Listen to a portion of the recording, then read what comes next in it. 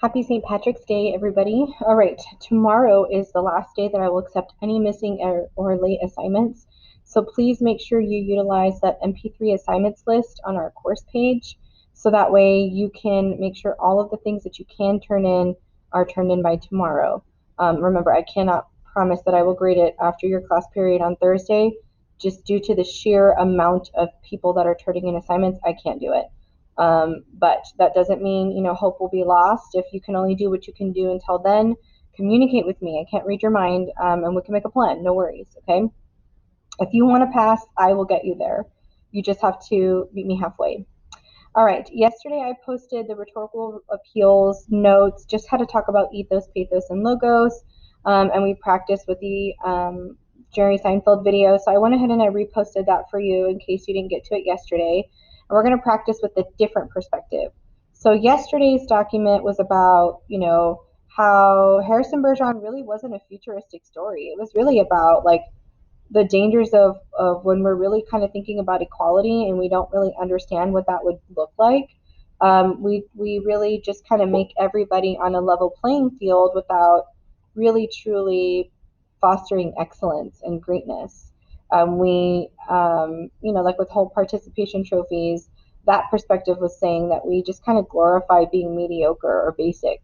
And those are the dangers of what happens in societies like this.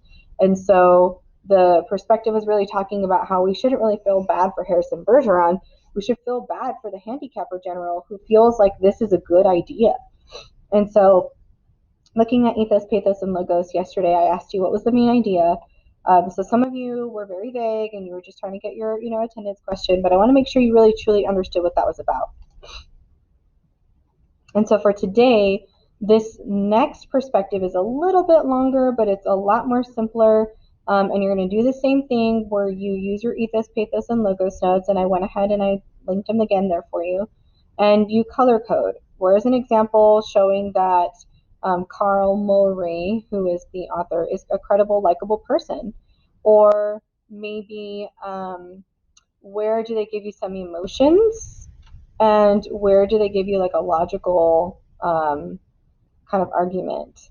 So here, I'm going to just go through maybe the first couple of paragraphs with you, and we'll do a couple together, and you can go ahead and finish the rest on your own. So it says, Kurt Vonnegut is a contemporary American writer best known for his satirical novels. His experiences during World War II and then as an employee at General Electric caused him to question many of the power structures in the United States, the government, corporations, the military, and bureaucracies in general. He was most concerned with situations in which the individual was a victim of oppression, and any society that reduced the individual to a mere number or that limited the individual's opportunities to improve. Vonnegut did not believe that everyone could be better, but that everyone should have the opportunity to try. Therefore, he reacted against any form of suppression that prevented anyone from trying. As he began his writing career, he might have taken one or two approaches to bring these concerns to the public. He could have chosen to be didactic,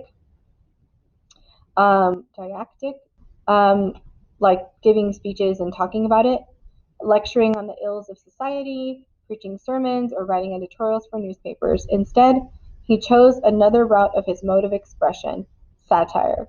Satire is basically like SNL when you exaggerate a point that would never come to fruition, like it would never happen, right? We aren't going to put handicaps on people, but by making it kind of extreme, we prove a point. So it says right here, satire is a special form of literature that seeks to expose foolish ideas and customs in society. So right here, this would be a really good example of ethos because the author is giving us what satire is and what it looks like. So I would highlight that and take it, yellow for credibility. I'm going to do this one because I didn't mean to do that. So that would be an example of ethos. Other times over here when we have, let's see, even though the satire may seem silly or ridiculous, it's not frivolous, right? And so the real point is a serious attack. So those are all pathos, those are all emotions. And logic could be up here, right, where Vonnegut did not believe that everyone could be better, but that everyone should have the opportunity to try. That'd be a good example of reasoning, right? That's a reasonable idea. So I would highlight that in green. So you should have at least one example of each of those. And so basically, this perspective is really talking about how, not everybody is going to be the same and everybody should have their fair share, but we don't have to put everybody at the same level. That's not really fair.